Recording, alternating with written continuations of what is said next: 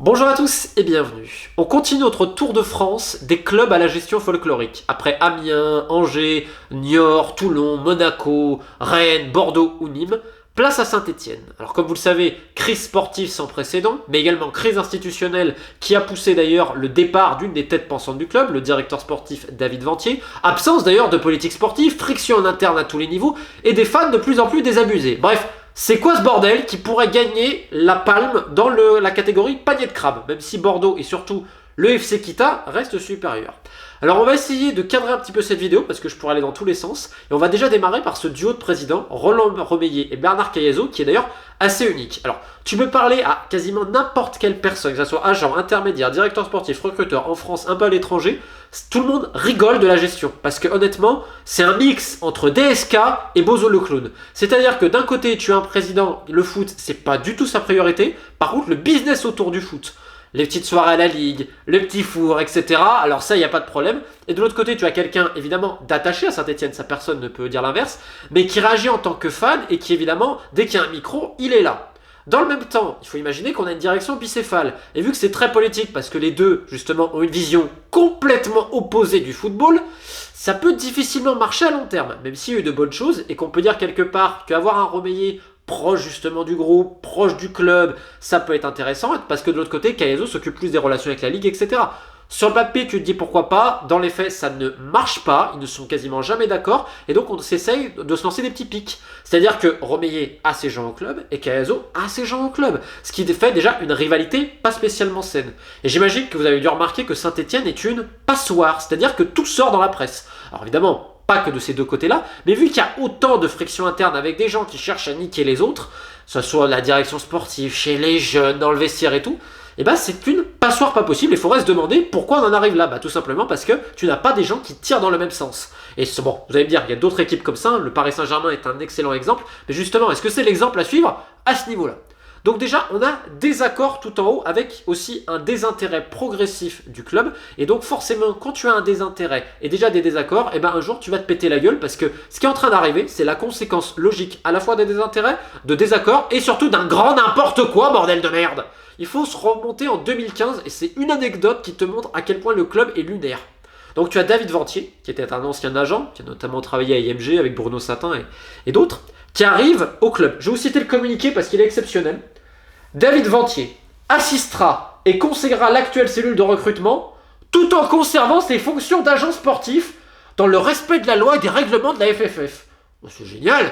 Le mec arrive, donc plus ou moins directeur sportif, mais on lui dit tu peux rester agent. Et donc c'est vrai que tu as notamment Romain Amouma, bon joueur et bonne pioche, il n'y a rien à dire. Donc le mec était à la fois l'agent du joueur et l'acheteur. Bon, elle est belle, non? Ça pose pas du tout de conflit d'intérêt. Donc évidemment, après, il n'est plus aujourd'hui répertorié comme agent sur le site de la Fédération Française de Football, ce qui était le cas quand même lors de son arrivée à Saint-Étienne, mais ça te montre un peu la vision aussi des dirigeants. Et dans le même temps, là, j'aimerais revenir sur la politique sportive globale. Alors à un moment donné, je l'avais compris. C'était, bon, ils ont quand même fait des bonnes choses au niveau de la tradition, de l'histoire, le musée, etc. Ok, je suis d'accord. Donc l'idée, c'était de revenir en Europe, de se qualifier en Europa League. On se rappelle du cycle de Galtier. Alors certes, certains se sont un peu emmerdés, mais quand même, tu avais une continuité, une régularité. Bon, bref. Sauf que, c'est quoi la politique derrière? C'est en gros, ce qu'on m'a dit à l'interne, c'était d'acheter des joueurs potentiellement à fort potentiel pour les revendre. Parce qu'il ne faut pas croire, et c'est ça qui m'énerve dans ce club, c'est que tu entends toujours les beaux discours. Oui, nous c'est la passion, nous c'est le foot populaire, nanani, nanana, non, non, non, non. Les dirigeants, ce qui les intéresse, c'est les transferts. C'est faire du trading de joueurs, c'est acheter un joueur pour le revendre. C'est pas gagner des titres. À la base, oui, c'est se qualifier en Coupe d'Europe et faire du business derrière. Et pourquoi pas à la rigueur? Mais le problème, c'est que cette stratégie, ça a été n'importe quoi. Parce que souvent, on a reproché à Saint-Étienne le fait de pas tellement former. Alors certes, Loïc Perrin est le contre-exemple, on a eu du Gomis, etc. Et tu avais une académie au Sénégal, alors certes, on a eu Mohamedou Dabo, on a eu à l'époque aussi Frédéric Mendy, qui ensuite, les joueurs, malheureusement, n'ont pas forcément réussi dans ce partenariat-là. Mais donc, c'était un peu moqué, parce que tu peux demander à tous les agents et intermédiaires, s'ils ont le choix, ils ne vont pas mettre leurs jeunes à Saint-Étienne. Et pourquoi ça? Parce que c'est le bordel. Parce qu'en fait, si vous voulez, il y a des influences. Alors à l'époque d'Abdel Bouazama, qui était au centre de formation, tu avais certains de ses copains, ou tu avais des gens, bon, comme Chérif Goulam, le frère de Fauzi, qui était à Saint-Étienne, qui était là. D'ailleurs, on peut voir que Kurt Zouma aujourd'hui, ben, il est toujours conseillé par justement Chérif Goulam, et donc tu as des influences comme ça. Et à un moment donné, c'était le tour de Bouba Koné. Alors, vous allez me dire, qui est Bouba Koné? C'est un agent qui habite à Saint-Étienne, qui est très proche de Gérard Fernandez, un ancien de la maison, qui est le responsable du recrutement des jeunes.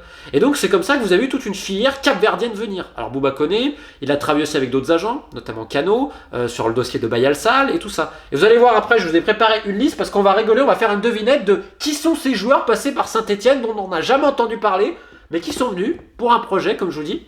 On va ramener des mecs en post-formation, donc de 18, 19, 20 ans, en espérant pouvoir les revendre. Et principalement, on va essayer d'aller plus loin, parce que sur le recrutement français, ils sont pas mauvais.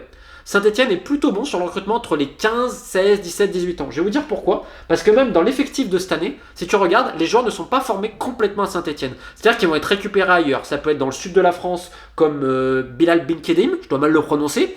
Vous avez également Fofana, si je dis pas de bêtises, qui est originaire de Marseille, que Saint-Etienne est allé chercher quand il avait 15-16 ans. Même Saliba, à Montfermeil, il y a un partenariat d'ailleurs avec ce club-là qui a donné ses fruits. Et sur ça, Saint-Etienne a réussi à nouer des connexions, même également à Clermont et d'autres, où ils ont pu ramener des jeunes Français pour améliorer tout ça. Parce que c'est vrai que Saint-Etienne arrive à former des bons défenseurs centraux, on se rappelle de Zouma, Saliba aujourd'hui, Fofana, etc. Mais globalement, sur les joueurs, c'est un peu plus compliqué. Vous allez me dire, il y a Saint-Maximin qui est un peu un contre-exemple, mais c'est pas réputé spécialement pour être un club super formateur. Et une des principales raisons, c'est qu'il y a tellement de micmac en interne, c'est-à-dire que si tu n'as pas le bon agent, à un moment donné, tu vas être niqué. C'est-à-dire qu'il y a un jeu d'agents en formation, à un moment donné, c'était Jean-Pierre Bernès, comme je vous dis, il y a Bouba Koné. Et surtout, la politique du club, ça a été à un moment donné, vu qu'on n'est pas trop fort là-dessus, on va aller récupérer des joueurs pas trop chers à travers le globe, avec notre réseau, pour essayer de les revendre. Et là, place les enfants au tableau, et donc c'est une devinette, honnêtement. Germain Sanou, gardien burkinabé. Bon, ça n'a pas marché. Il y avait un autre burkinabé qui est venu, Assim Traoré. Alors attention, toute cette liste-là, c'est pas uniquement du n'importe quoi, du micmac. C'est parfois aussi des blessures, des mauvais choix. Et évidemment, dans une cellule de recrutement, tu es obligé de te planter. Tu peux pas avoir 100% de réussite. Mais là, vous allez voir dans les dernières années, et vous allez quand même peut-être se poser des questions. Donc vous avez Karl Madinga qui sont allés aussi chercher. Vous avez donc un attaquant gambien, Ebrima Boyang. Alors lui, il a eu beaucoup de problèmes de blessures, etc. Donc ça n'a pas marché. Là, c'est mon préféré. Xiang Baisu. Et oui, c'est un Chinois qui a joué à un moment donné, il est venu.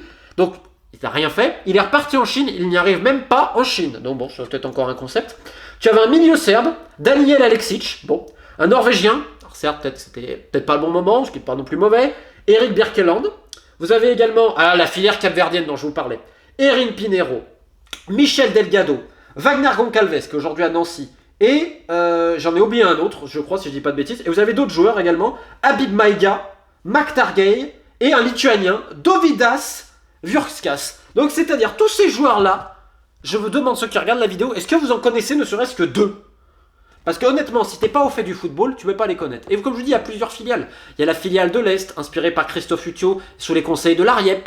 Vous avez la filiale donc, de Gérard Fernandez avec Bouba Koné. Vous avez un peu tout et surtout n'importe quoi. Et en fait, cette idée-là, elle a été aussi mise dans le circuit des pros.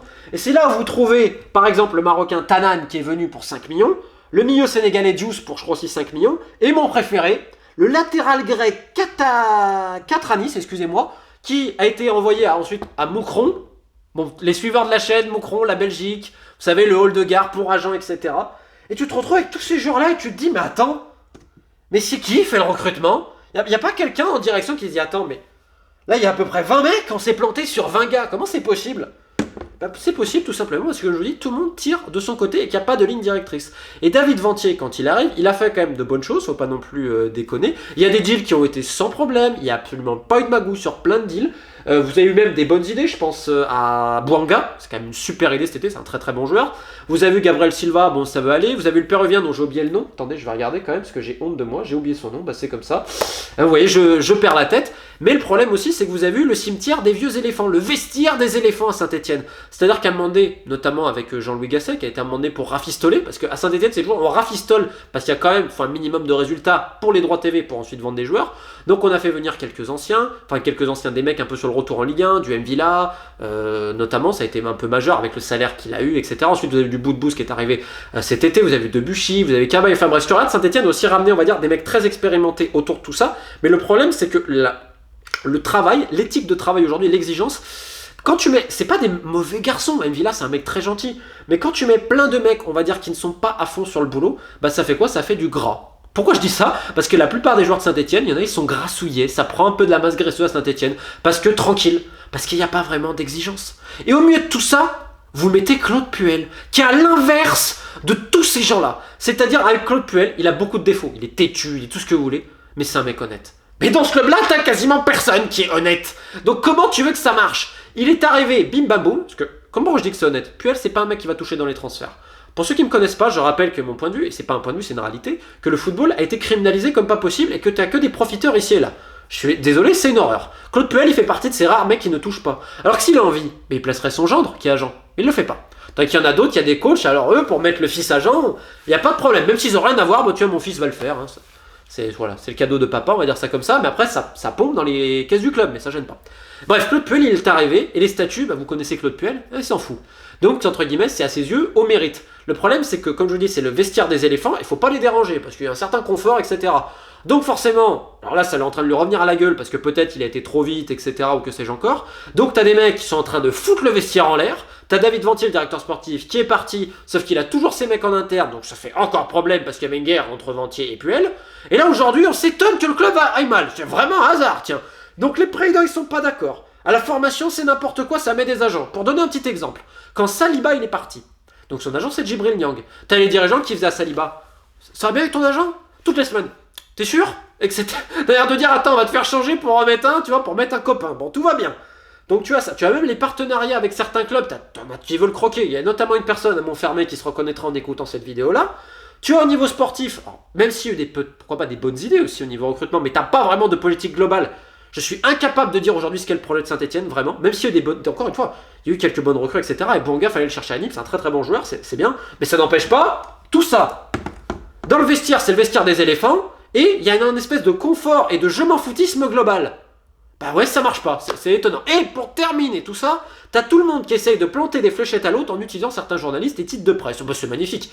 Donc là, je pense qu'on a échec et mat sur l'échelle de Kita et également l'échelle de GACP, c'est-à-dire c'était les escrocs qui avaient racheté Bordeaux dans le panier de crabe. 8,5, 9 sur 10. Saint-Etienne en panier de crabe, on est à 8,5, 9 sur 10. Et au milieu de tout ça, t'as les pauvres fans, bah eux, c'est les cocus de l'affaire, comme d'habitude. Voilà, c'est ça le foot aujourd'hui, hein. C'est une réalité.